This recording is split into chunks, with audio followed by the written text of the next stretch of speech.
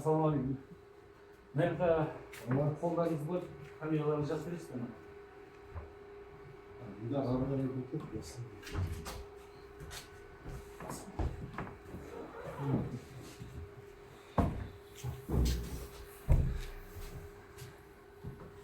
Хорошо, сейчас поверю.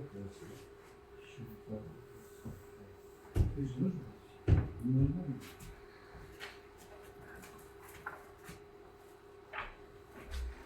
А что такое? Там исчезло наименование. Ну, какой-то. Ну, пардон, страшно был лучше.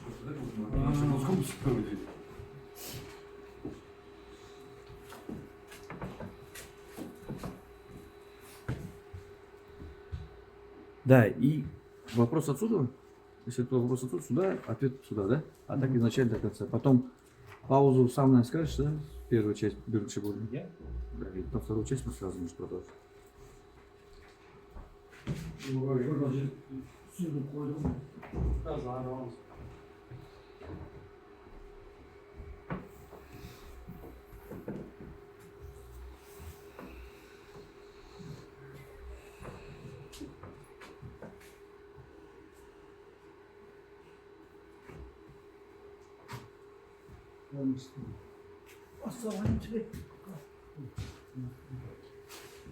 Assalomu alaykum.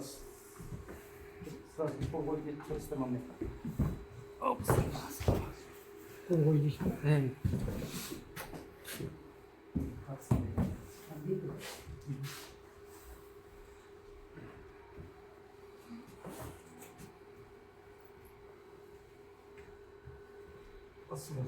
Assalomu alaykum. Ajli sразу qo'yasam.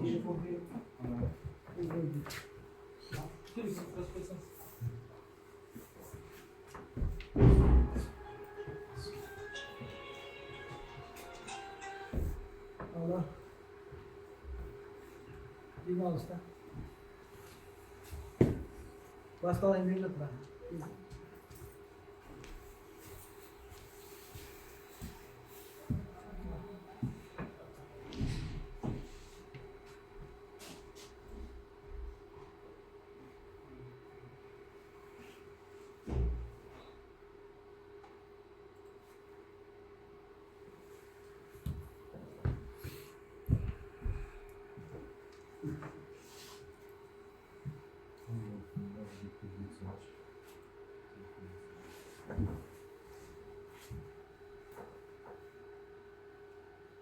Bilmiyorum.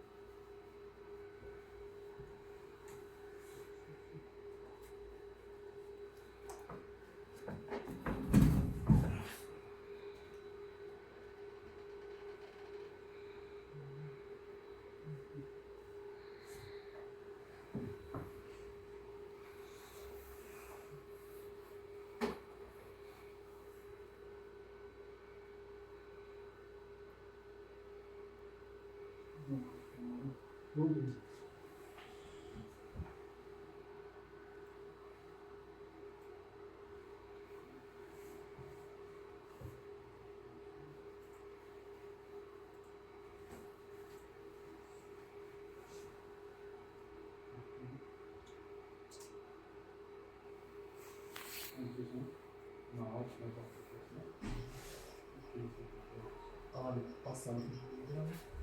Şimdi bir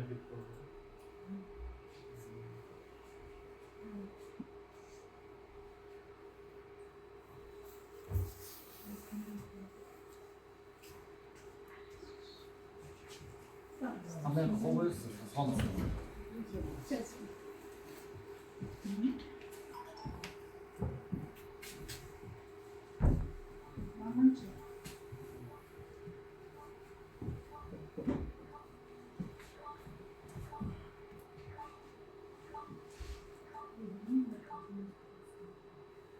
Assalomu alaykum professor.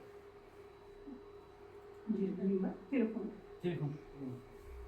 Yo'qmi? Ordada.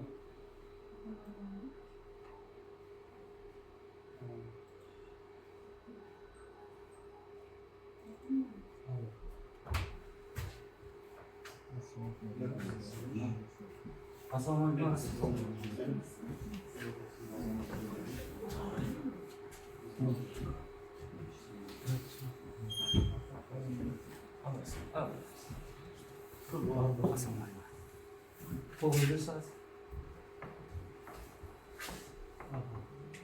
Nasıl?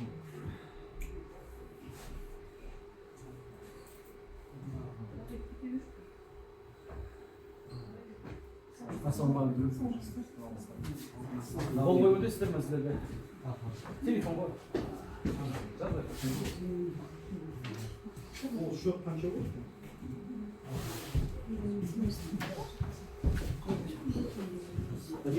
Какие уже? А там сейчас так как основание.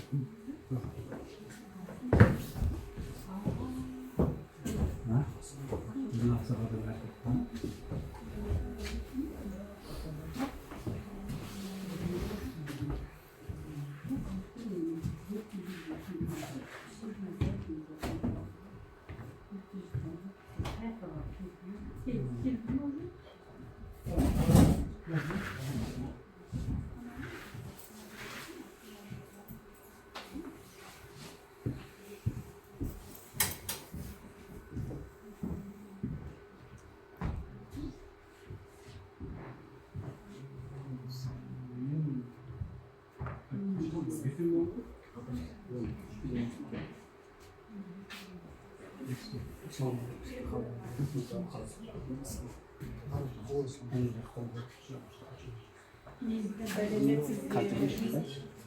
Sonra bir kampanyalar. Çok iyi.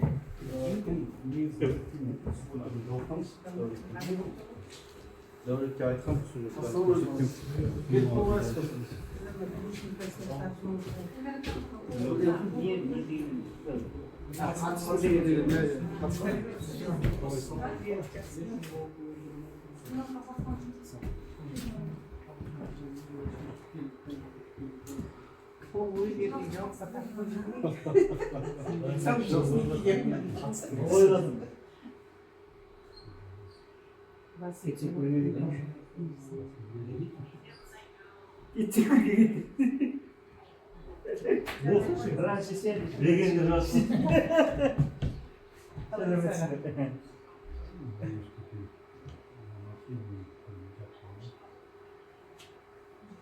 Ulan ne diyorsun?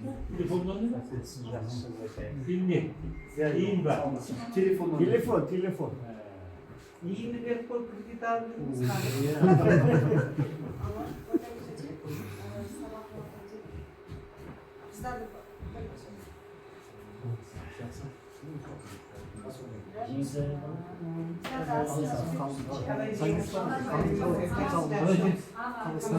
Жақсы.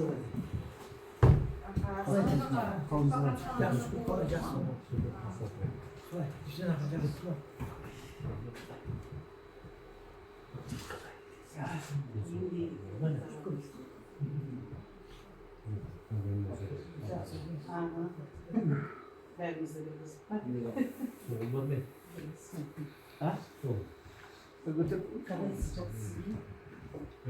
Günü. Bizim oldu. İnvestörler getiriyor. Bayağı.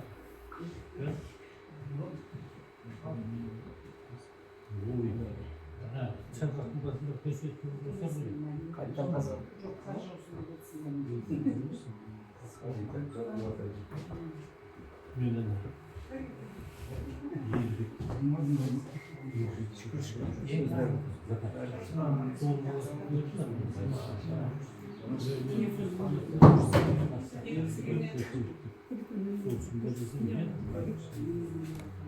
Sen nasıl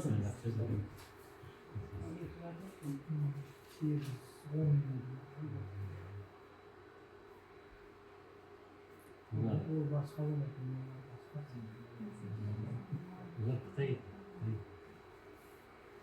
Yine yöneticilik olarak Kıbrıs'ta.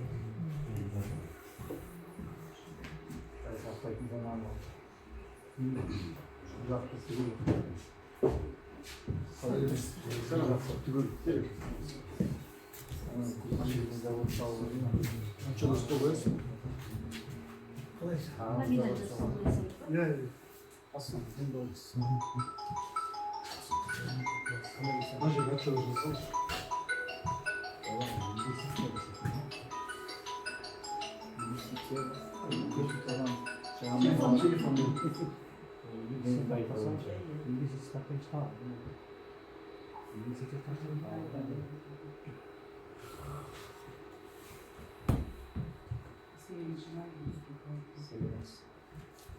Sırma. Alırız. Yuvarı Sırma bana. kızı tutuyor. Bu rahmet olsun. Ne? Kursun demek mi?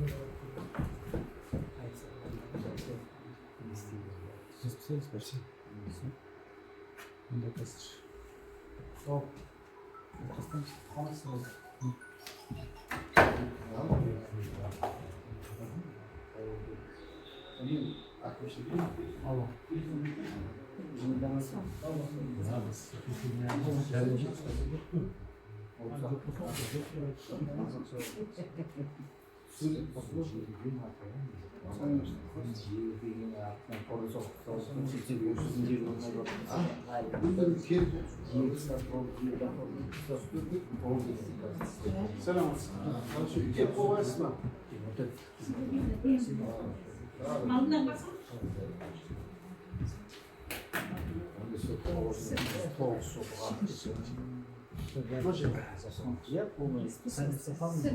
Sıcak.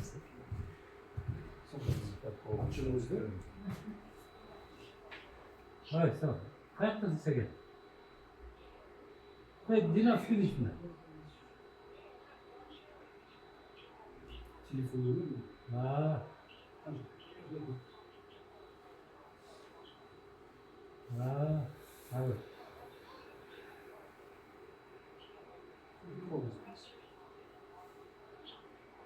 Ha, evet.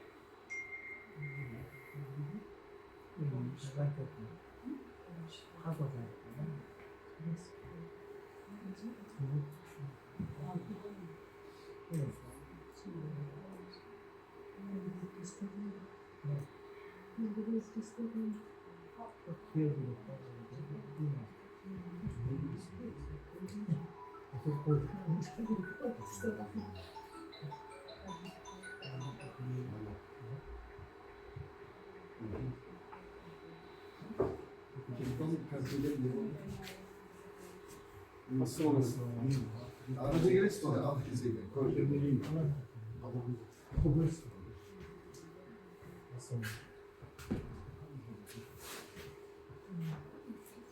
Arası. Arası. Şans.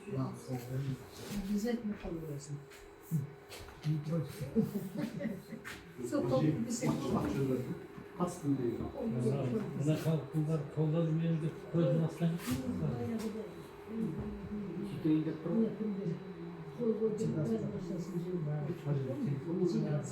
Ben de onun susunu çişini olur diye. Коля. Söyleyeyim. Yoğurduğumuz tedbiri, şundan kalk kolda belirlediğimiz az döksen mi? Topuk değil buralar. Çok öptü.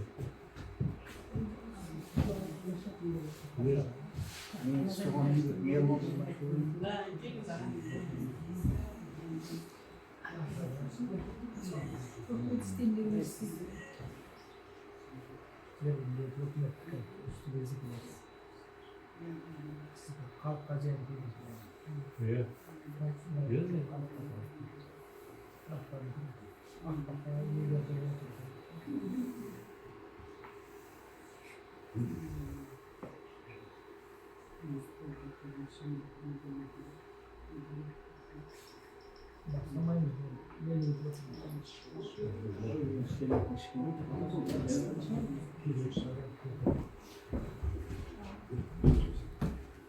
Başlayıp 10 minut gitti.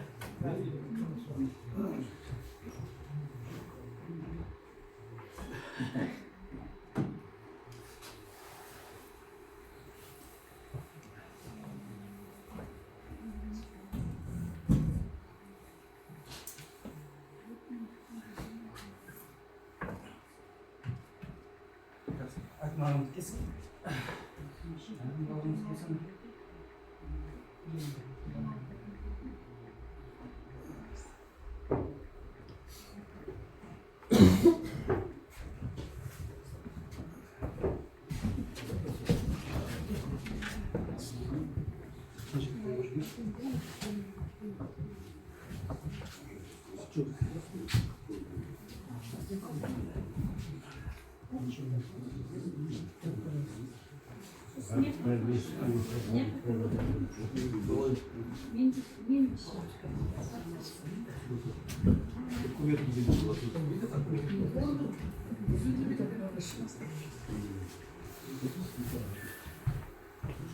Говорит, чтобы видно было.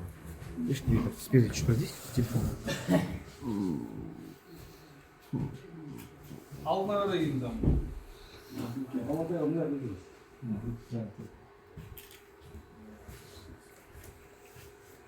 Бастай берейік, қайырлы күн, құрметті Новый ауылдық округінің тұрғындары, қоғам тыңдауға қатысушылар. Қоршаған ортаны қорғау заңнамасына сәйкес мемлекеттік экологиялық бағалау процесінде қоғамдық тыңдаулар міндетті болып табылады. Бүгін қоғамдық тыңдауларда Жамбыл облысындағы Қаратас Майбұлақ алаңдарында құрамында алтыны бар кендерді ашық әдіспен өндіру жөніндегі тау-кен жұмыстарының жоспарына ықтимал әсерлер туралы есеп қаралуда. Осы жиынның төрағасы мен Ноғайбай ауылдық округінің әкімі Ешмұхамед Ерсейіт Аманбекұлы. Арамыздан бір хатшыны белгілесек, мен ұсыныс ретінде Сабралиева Әселді өзінің хатшым, сол жаңағы осы хаттамасын жүргізсе деген ұсынысым бар. Қолдайсыздар ма? Олай қарсылық болмаса, онда бір ауыздан қабылданды. Құрметті тыңдауға қатысушылар, келесі жұмыс регламенті ұсынылады. Баяндамашыларға сөз сөйлеу 15 минутқа дейін, баяндамаларды талқылау 15 минутқа дейін, қатысушылардың ескертулері мен ұсыныстары 10 минут, қорытындылау 5 минут. Ұсынылған ережемен кім келіседі, дауыс берулерін сұраймын. Қолдайсыздар ма? Қарсы қалыс қарсылық жоқ болса, онда қабылданды. Тыңдаулардың қорытындысы бойынша, жобалық материалдар бойынша барлық ескертулер мен ұсыныстарды енгізе отырып, қоғамдық тыңдаулардың хаттамасы жасалынады.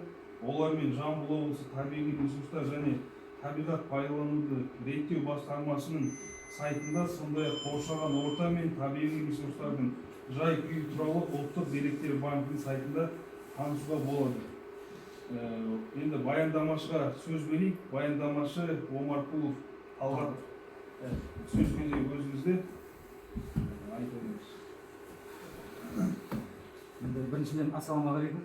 Олығындағы енді отырып баяндама жасай берсем рұқсат етесіздер ме? Бүгінгі күнге баяндама құрметті қоғам тыңдау қатысушылары, әкімдік өкілдері, елді мекен тұрғындары және әріптестер. Бүгін біздің Қаратас Майбұлақ алаңындағы Қаратас учаскесіндегі тау-кен жұмыстарының жоспарына қатысты рұқсат құжаттарын өңдеуге келдік. Дәл қазір. Бұл Қаратас Майбұлақ ауданы бірінші зерттеліп жатқан жоқ. Өздеріңіз де білесіздер. Қаратас Майбұлақ ауданы Совет өкіметі кезінде 65-66 жылдарда зерттелген болады.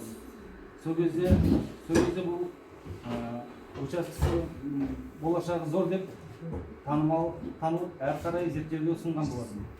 Енді бұны 2016-2021 жылдары келесі мердігер компания алып зерттеген болатын. Бірақ сол зерттеулердің нәтижесі бізге толық қамтымайды біздің жұмыстарға. Сондықтан бізде қазір слайд қосып жүрсің.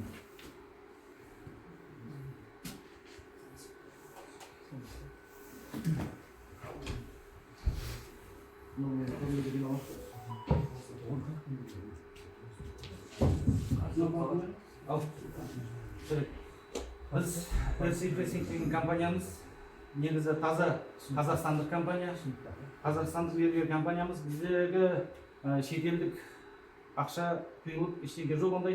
Біздікі тек қана қазақстандық, 100% қазақстандық компаниямыз. Біз мына жерге келіп отырған себебіміз, мақсатымыз, алдағы жұмыстарымыз осы 2 жылға деген 26-27 жылдарға барлау жұмыстарын, толық барлау қамту жұмыстарын жасап шығу. Алдындағы барланған жұмыстардың материалдары жетпеушіліктен қазіргі дара разведка дейді, ары бұрғылап керек орындарды бұрғылап, оның денесін, пішінің тереңдігін шығару. Онан кейінгі ол жаңағы завод қоюға болмайтынын сол кезде ғана білетін боламыз. Оған енді бір 2 жыл уақыт өтеді. Сол 2 жыл уақыттың ішінде разведка жасау үшін сіздерден рұқсат алуға келіп отырмыз. Экологиялық слушаниемен. Мұның арасында сіздерге қысқа ғана айтып отырмын. Экологиялық құжаттама бар. Ол обязательно болатын нәрсе. Мен оны оқуым керекпін. Соны оқып сіздерге таныстырып шықсам. Бірақ алдындағы не бойынша түсінікті ме сіздерге айтып отқан? Сіздер ол жерде бірінші рет емес. Алдындағы біздің алдымыздағы компаниялар тоже осындай слушание өткізген, тыңдау өткізген, сіздерге сол кезде түсіндіріп бәрін жобалаған шығар. Мен оны қайталап атаймын. Или қайталайын ба? Уақыт алып. Ондай болса мен қазір экологиялық құжаттаманы баяндайын сіздерге.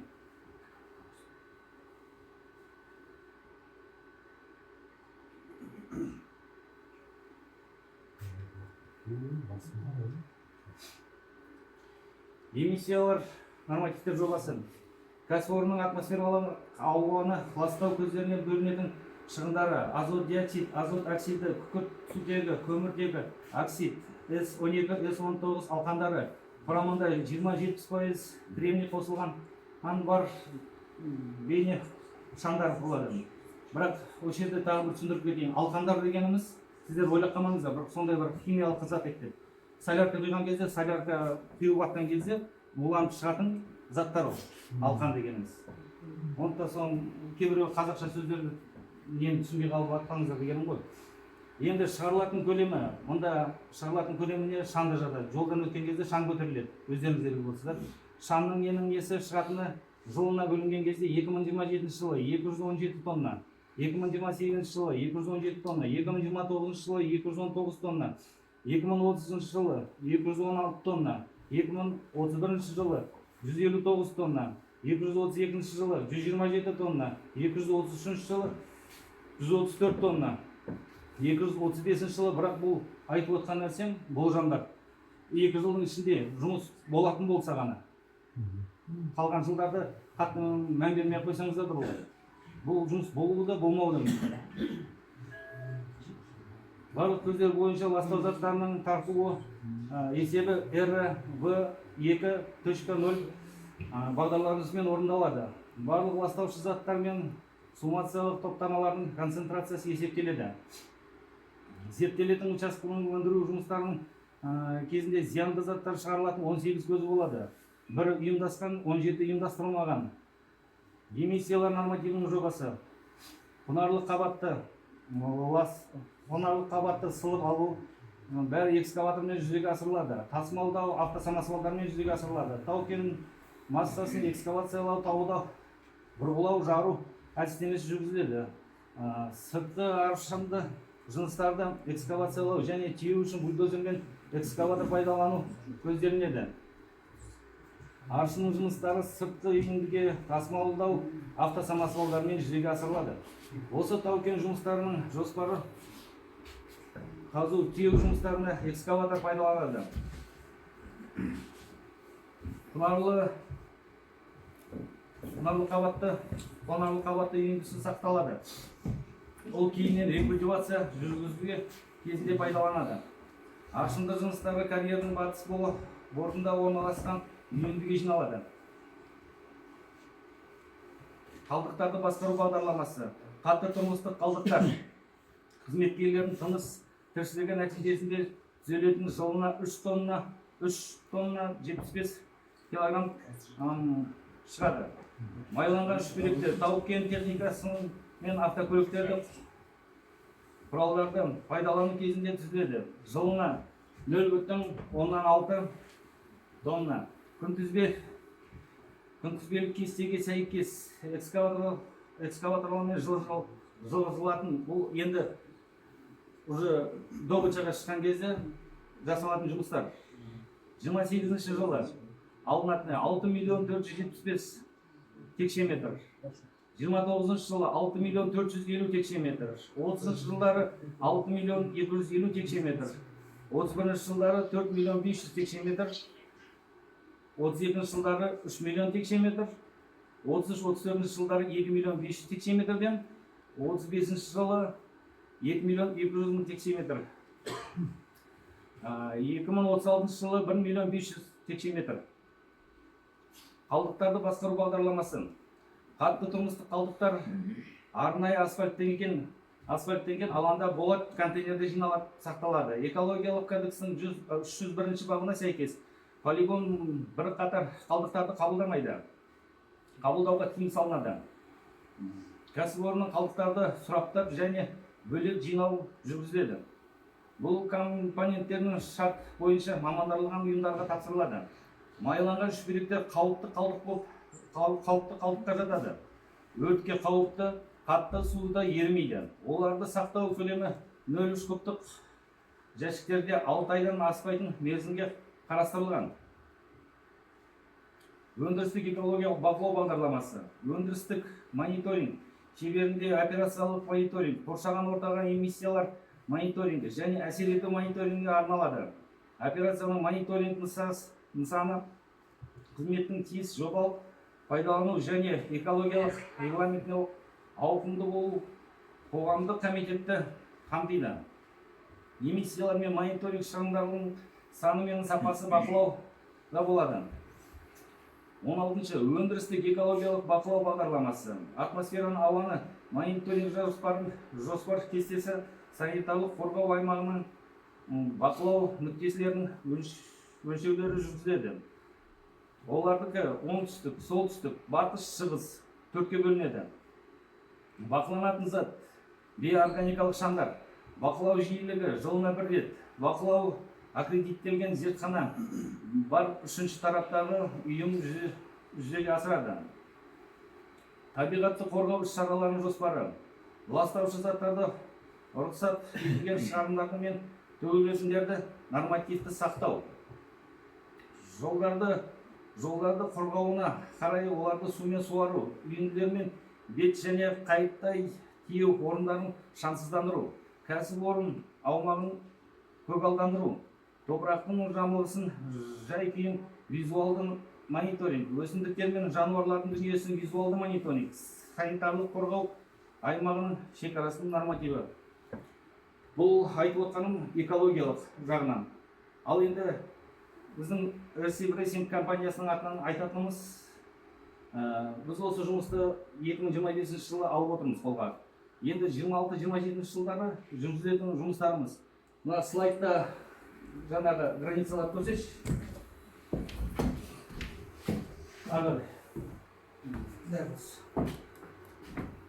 Мына слайдта көрсетіп отқан жұмыс орындарымыз жасылмен белгіленген.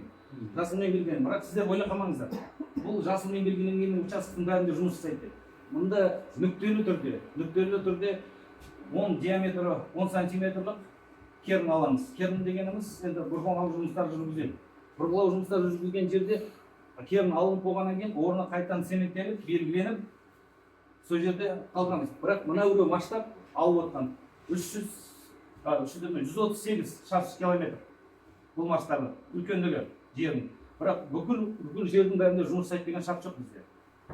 Сіздер бұның алдында да білесіздер. Жаңағы біздің алдымыздағы қалай компания мотор Монтера Казахстан. Монтера Казахстан жұмыс істеген болады. Монтера Казахстанның жұмыстары бойынша оларда негізі жаңағы нүктелі түрде жұмыс істеген шығар алдымызда. Дәп тура сол сияқты біздікі де. Бірақ олардың істеген нәрселердің біздікі жанында болуы мүмкін. Олар өйткені бір нәрсені екі рет қазып, оның мағынасы жоқ. Экономикалық мағынасы жоқ. Сондықтан біз оны жаңағы рудный тело дейді. Рудный тело дегеніміз енді өзінің рудный телоның жаңағы қаншалықты үлкендігін және оның тереңдігін, оның қуаттылығын тексереміз. Сол үшін мына сіздерге мына карта бойынша көрсетіп отқан да сол. Бірақ жаңағы жайылым осы жерде мал бағып отқан адамдар, крестьянский хозяйстволар бар. Олармен алда сервитутта жұмыстары болады, бірақ заң жүзінде болады бәрі. Біз заңнан асып кете алмаймыз. Қандай болсақ та. Біз Қазақстанның компаниясымыз, айтып кетейін тағы да. Қазақстандық компания болғандықтан өзіміздің еліміздеміз, өзіміздің жеріміздеміз. Ертеңде біздің бала-шағаларымыздың болашағы әрбір жеріміз. Біз оны да ойластырамыз. Біз шетелдік компания емеспіз. Алдық, тонадық, кеттік деген. Ол айтып кетерім болса, сіздердің сұрақтарыңыз болса. Анан ішінде бөлек шығарған рудаларыңыз қай жерде тексересіздер? Бұл жаққа алып барасыз ба? Жоқ, сөйлейін. Біз нәрдігер компаниялар бар, лабораториялар бар. Аккредитованный лабораториялар бар, соларға апарып өткіземіз. Олардан жаңағы мысалы керн дейді ғой. Керннің домалақ тәрізді келеді, өзі 1 метр, өздеріңіздер білесіздер. Тұры ортасынан қаққа екке бөлесіздер, біреусі бір жағы лаборатория екен, біреусі өзіміздің архивтер бар. Ол нумерациямен жүреді. Қай жерден алды, қандай тереңдіктен алды, қандай неде болған. Руданы тассаңыздар қай жолмен тасисыздар соны. Енді руда тасу бұл 1-2 жылдан кейін болатын нәрсе. Ол қазір емес. Бізге қазіргі барлау жұмыстарын аяқтау, барлау жұмыстарын бітіру. Монтараның жасап кеткен нелері толық қамтымай отырды мына участоктар бойынша. Бұл экономикалық нәтижеге келе ме, келмей ме завод салуға, ол да белгісіз. Егер де болмайтын болса, онда бұл проекті жабылады. Егер Аллаға шүкір, бәрі подтверждация, бәрі дұрыс болатын болса, онда ары қарай жұмысқа кете береміз. Онда бұл жұмыстарды бастап кететін болса, енді шындықты айтайық сіздерге. Осы ауылдан 100-ден аса адамға жұмыс орны болады. Жұмыс орны болады. И жұмыс орны болған кезде зарплатасы да төмен емес бізде. Зарплатасы төлемақысы өте үлкен болады. И ауылда былай қарап тұрсаңыздар, әлеуметтік жағдайды жақсарады. Өйткені 100 адам жұмыс жасап жатқан жерде оларға тамағы да керек, оларға киімі де керек. Элементарный нәрселер бар. Киімі де, телефон сынып телефонды жасау керек дегенде, сондай нәрселермен біраз адамдарға жұмыс орны болады. Негізі бір шаруашылық дейді, бір кішкентай шаруашылық, өздеріңіз білесіз ғой. Бір кішкентай шаруашылық, бір семьянікі. Ойлап тұрсаңыздар, бір 20 бас сиыры бар. Сол 20 бас сиырымен ол қарап тұрсаңыздар, бір 30 адамға жұмыс беріп отыр. Ол қалай? Ол ертеңде сүт сатқан кезде, жаңа сүтті алып, ары қарай перепродажа жасатқан, или одан жаңа қаймағын несін алып, май жасатқаннан тура сол сияқты, или еті болсын, жүні болсын, несі болсын алып. Тура сол сияқты біздің де компания. Егер қазір осы жерде завод түсетін болса, ертеңде ауылда біраз адамдарға жұмыс болады. Біраз компаниялар жұмыс жасайды. Мына жақта СТО-сы бар, несі бар, техника сынбайды емес, сынады. Токарлардың да жұмыстары болады. Біраз адамға жұмыс пайда болады. Енді бұның пайдасы да өте көп. И айтып кетерім тағы да біледі. Біз қазақстандық компаниямыз, 100%. 100% қазақстандық компания болғандықтан біз артымызды да ойлаймыз. Артымызда балаларымыз өсіп келеді. Біздің болашағымыз бар. Енді біз басқандай шетелдік компания болып, тонап алып, алатынды алып, не болмаса ол болсын деп тастап кете алмаймыз. Қаракембір жақта сіздер ме істеп жатқан? Жоқ, біз әлі жұмыс бастаған жоқ. Біз енді бастауға, біз бастардың алдында осындай халықпен жұмыс жасаймыз. Жұмыс жасап, рұқсат алып, одан кейін жұмысқа кірісеміз. Біз қалай болса солай барып, біз ой, мұны монтаж жасаған, біз де жасай береміз. Ондай нәрсе жоқ. Ауылға көмек беріп тұрасыздар ма? Ауылға көмек, оны да айтып кетейін сіздерге. Бізде ауылда осы компанияның несі болады. тіркеледі. Компания тіркелгеннен кейін ауылдың бюджетіне налог салық салынады. Местный бюджетке салық толтырып отырады. Ауыл салық негізгі шынында екен бүкіл ауылдың салығын 10 есе ме екен, 100 есе ме екен көп болады. Оның рас.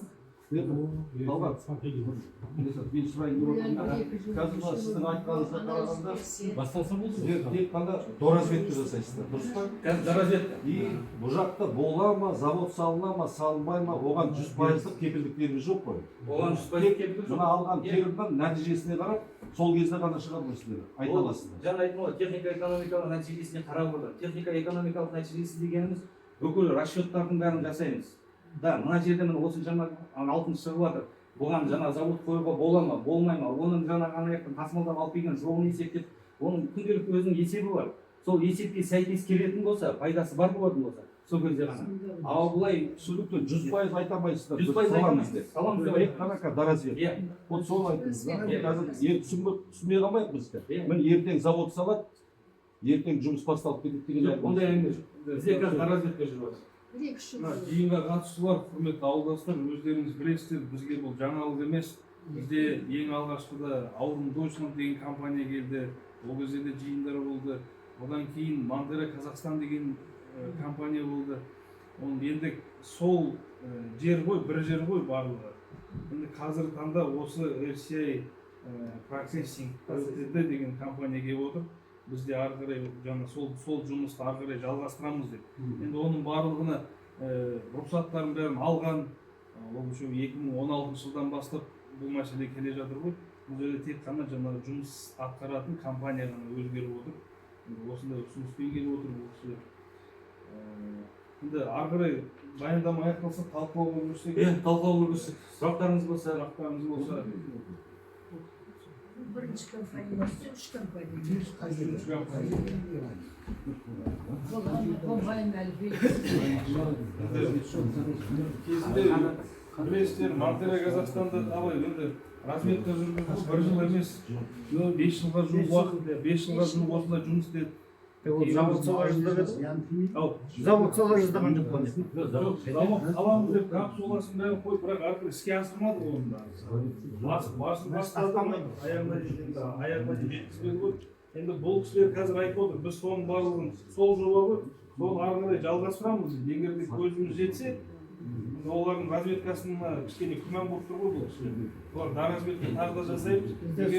Жол мәселесі ғана ғой. Жол мына сіздер ауыр техникамен жүресіздер. Мына қатынайтын жолыңыз 18 шақырым. Соны жөндеп беріп тұрсаңыз, ол грейдермен ол өзімізге де керек. Өзімізге де керек нәрсе. Иә, ол грейдермен жаңа тазаланып жөнделіп отырады. сол шұңқыр болып, сол Шұңқырмен болған ондай болмайды.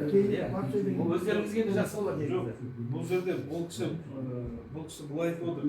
Бізде кезінде ол кезде маман болды, мен өзім аралап Мандера Қазақстан, ол кісілер өндіріс орнына бөлек өздеріне жол саламыз деп сондай жоспарлаған болды. Бұл кісі қазір тас жолды айтып отыр. Енді оған да Құдай қаласа, егер өндіріске шығатын болған кезде ғана, сол кезде біз оны толығынан жасап шығуға тоже көмектесеміз. Ол жол өзімізге де керек жол болады. Біздің қазіргі жүретін жолдарымыз буровой станок баратын жері.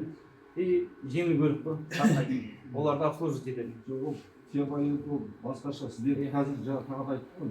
Просто сіздер доразведка жасайсыздар. Ол басқа әңгіме жоқ. Ал енді сұрақтарыңыз жоқ болса, мен сіздерге осы нені түсіндірген енді қауымды бізде не бойынша 2 рет болу керек та. Бұл шындықты айтайын сізге. Экология жағынан арнайы тоже қазір. Қазір бір нәрсені қазір оқып шығамын, қазір тура сол болады. Сондықтан сол сағат 3-те болатын нәрсені қазір өткізіп шықсақ, рұқсат етсеңіздер. Жақсыдан бір айдос айтып Мына жақта бірінші неге бірінші тыңдау бойынша голосование өткізсек.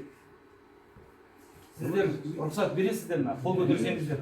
Қол көтерсеңіздер. Болды, рахмет. Ал енді егер тілек білдірушілер болса, бастардың алдында Құдай тамақ беріңдер мына. Береміз. Айтыңыз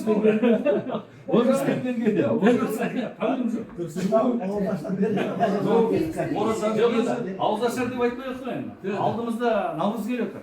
Наурызда жоқ, бір таза ол болып бөлек. Ол наурызда бөлек сен ол. Бөлшін Құдай тамақ беріп, ауыз аштырып беріңдер. болды. Айтсаңыз болады. Қоғамдық тыңдаулар Рас, компания қоғамдық тыңдаулардан кейін қоғамдық пікірді ескеріп ұсынылған жобаға түзетулер енгізуге тиіс. Қоғамдық тыңдаулардың хаттамалары атқарушы органдарына ұсынылады және Жамбыл облысының табиғи ресурстар және қоршаған ортаны пайдалану департаменті мемлекеттік мекемесінің сайтында, сондай-ақ қоршаған орта мен табиғи ресурстардың жай-күйі туралы ұлттық деректер банкінің сайтында келіп түскен пікірлер мен ұсыныстарды ескере отырып жарияланады. Қатысқандарыңызға рахмет. Барлықтарыңызға сәттілік.